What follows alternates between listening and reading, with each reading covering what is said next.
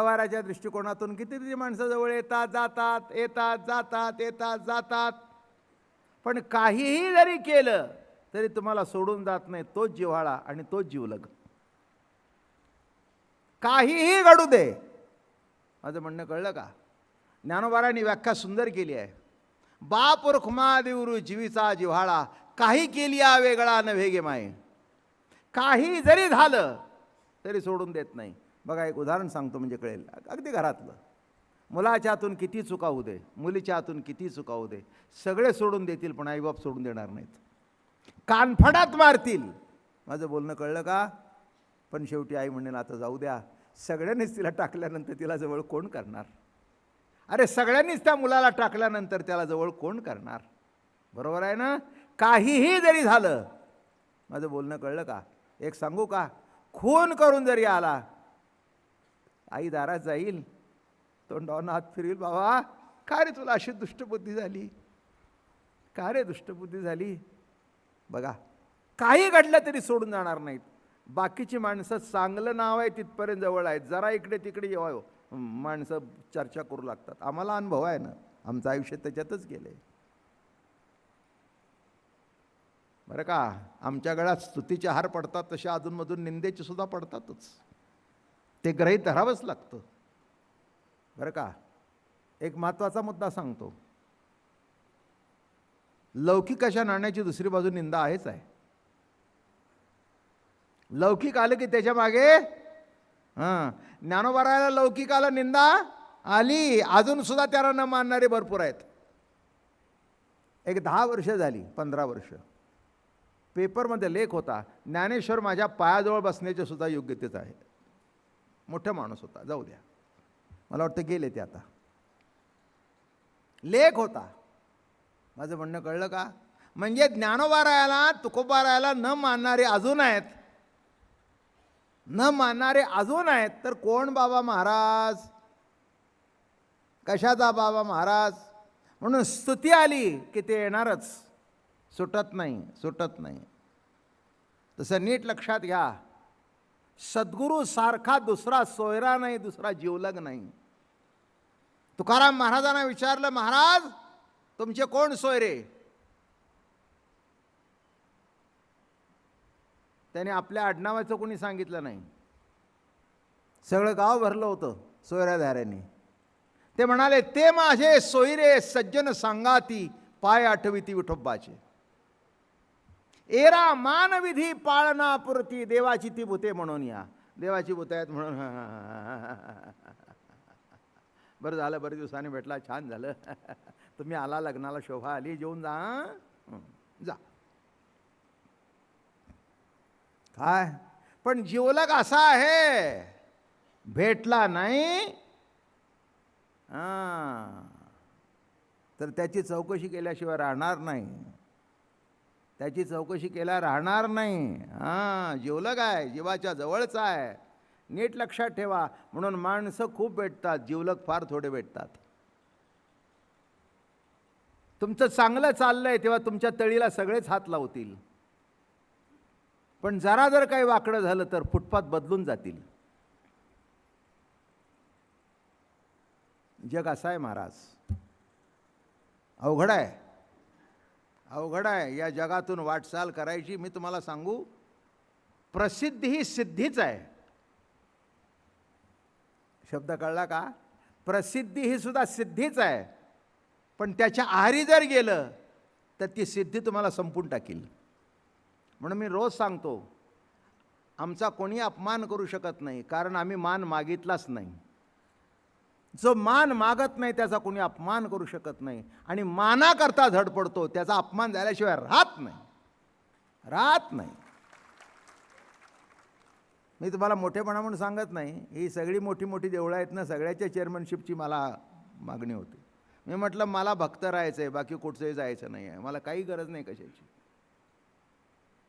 शेवटपर्यंत पंढरीची वारी व्हावी, एक मोठा संकल्प होता, 101वी दिंडी साजरी व्हावी, झाली. आता एक मुंबईचं मंदिर, माझ्या आयुष्याचं काम झालं, बस खलास. काय आयुष्य माझं याच्याकरताच आहे, पोटाची चिंता जन्माच्या अगोदरपासून नाही. हे वास्तव जगाला माहिती आहे.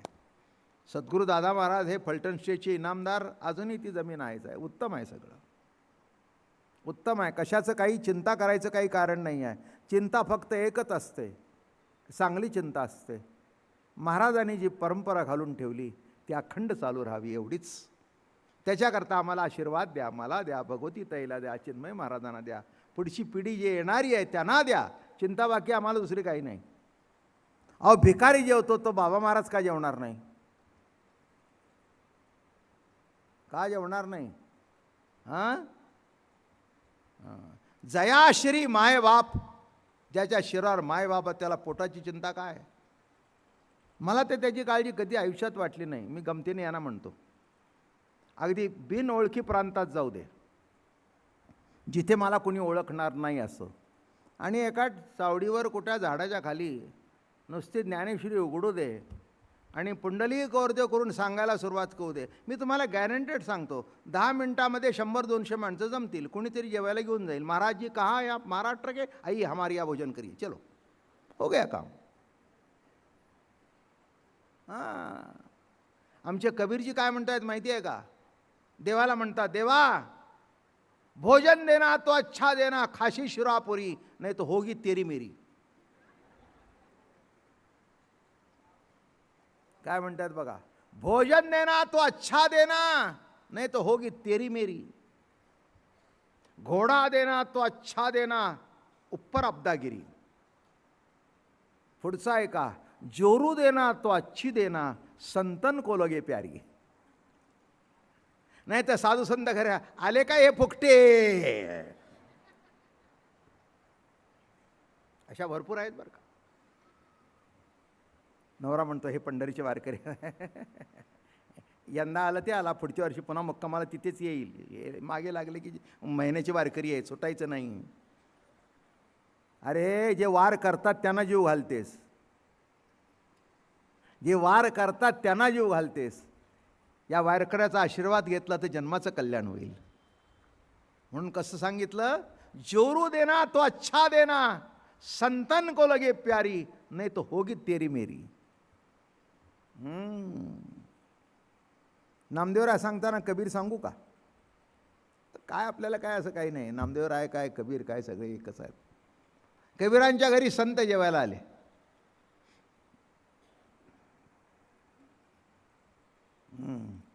आमच्या वारकरी संप्रदायामध्ये आता हे यांनी बदल केले थोडेसे. ते काय केले ते सांगत नाही, उगीच काहीतरी फाटे फुटतात. 5वा संत कबीर मानलाय त्यांनी. कारण कबीरजी पंढरपूरला आले होते. भीमा किनारे मुर्शद में उला, पीर पैगंबर साई. त्यांनी अभंग केलेत पांडुरंगावर. संत त्यांच्या घरी पाहुणे आले. घरात तर काहीच नव्हतं.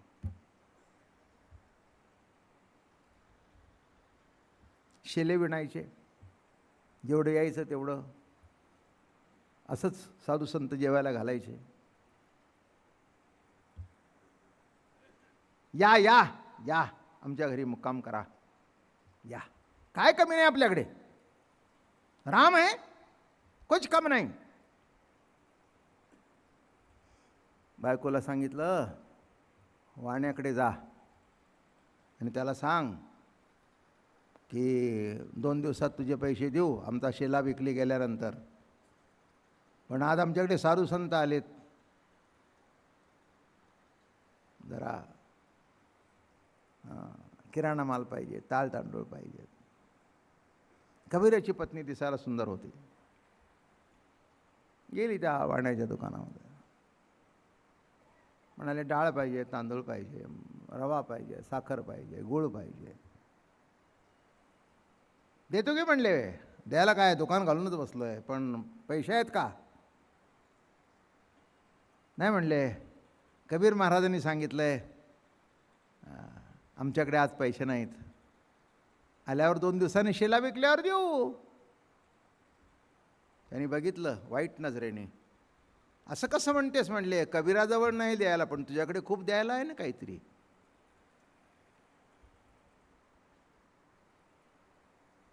तिला पहिल्यांदा काही समजलं नाही. म्हणजे तुझ्या नवऱ्याकडे नसेल, पण तुझ्याकडे भरभराने द्यायला मला. हां,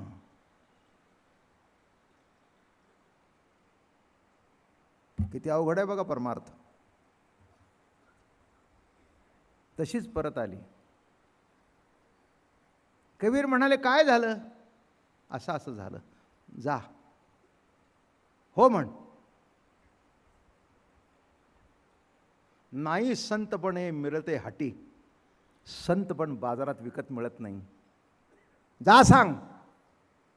अगं जन्माचं सार्थक झालं एवढं तरी आपल्या जवळ आहे की साधू संताकरता आपण खर्च करू शकू. गेली त्या वाण्याला सांगितलं, हो माझ्या नवऱ्याने आज्ञा दिली आहे, बांधून दे. दिलं बांधून. साधू संतांना तृप्त केलं जेवून. कबीरजी आणि ते पाय दाबले, संत झोपले. बाहेर पाऊस पडत होता. बाहेर आले. अगं म्हणाले, पाऊस येतोय, त्या वाण्याची गादी खराब होईल, त्याचे आपल्यावर अनंत उपकार आहेत. त्याचे आपल्यावर अनंत उपकार आहेत. त्याच्यामुळे आज आपल्या घरी आलेले संत उपाशी गेले नाहीत. कृपा आहे. बरं झालं आपल्याकडे काहीतरी होतं की जे आपण देऊ शकू. किती अवघड आहे बरं का. हां, खांद्यावरून नेलीन सोडली तिला आणि निघताना सांगितलं, तृप्त करून ये. संत इथे तृप्त झाले, तेही तृप्त होऊ दे. हा सुद्धा नाही वाटत तुम्हाला चिद्विलासाचा एक भाग आहे म्हणून? सर्वच माझा प्रभू नटलेला आहे. वाणी हपापलेला होता, वाट बघत होता. कडी काढल्याबरोबर, अरे बापरे, आलीस का म्हणे. हो. अरे तुझा पाय भरला नाही, चिखला नाही. माझ्या नवऱ्याने आणून सोडलं. इथे मला सांगायला बरी आहे आणि तुम्हाला ऐकायला बरी आहे, पण ज्या कबीराच्या घरामध्ये कथा घडली असेल ते काय कबीरचे अलौकिक सत्पुरुष असतील.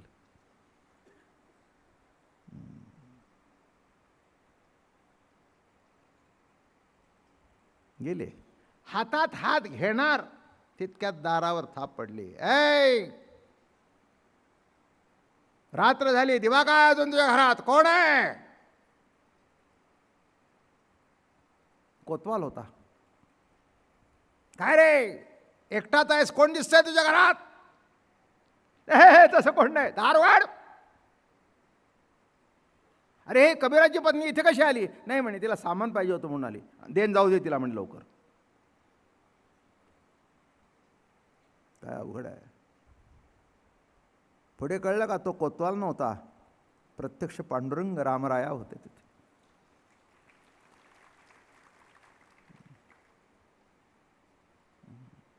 लाज वाटते म्हणाले, असा न करतोस? चाल. चुकलं म्हणाले माझं, ती माझी माता आहे, माझं चुकलं. नाही, दृष्टी पालटली. काय सांगितलं? माझी माता आहे, माझी माता आहे. दृष्टी पालटून गेली. आणि तसेच तो वाणी,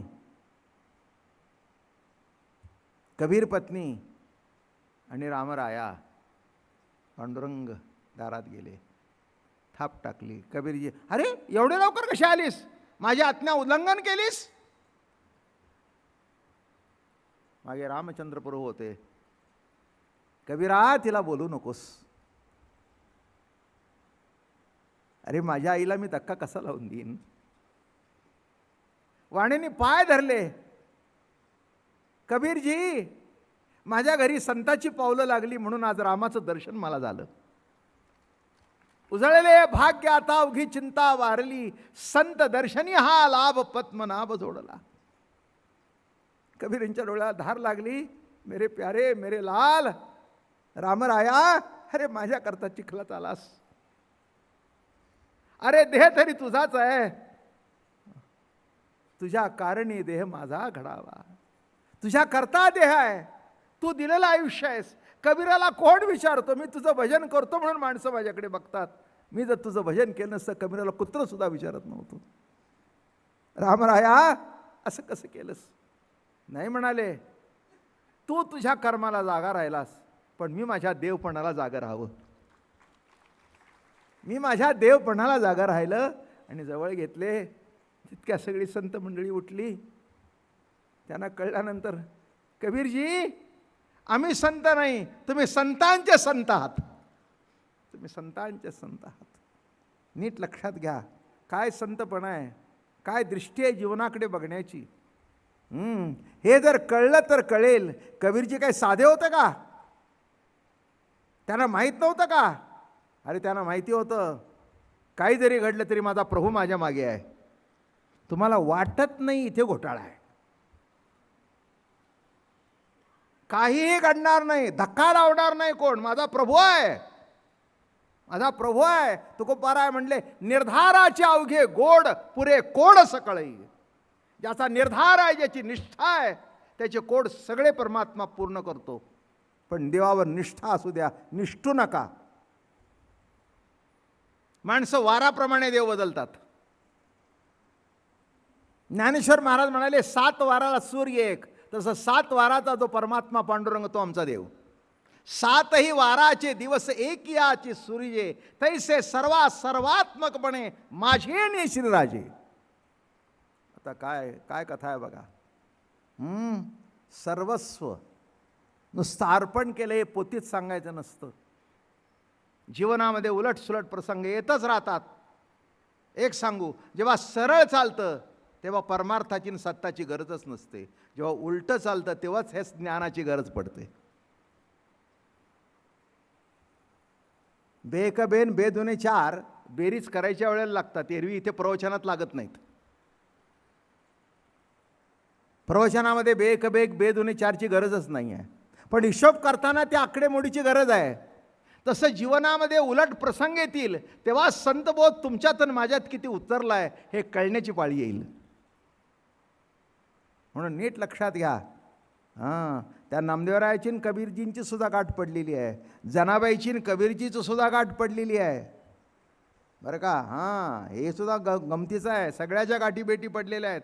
त्या काळामध्ये समकालीन संत होते. मग असे आमचे नामदेवराया, असे कबीरजी. नामदेवरायाला गुरुअनुग्रह झाला.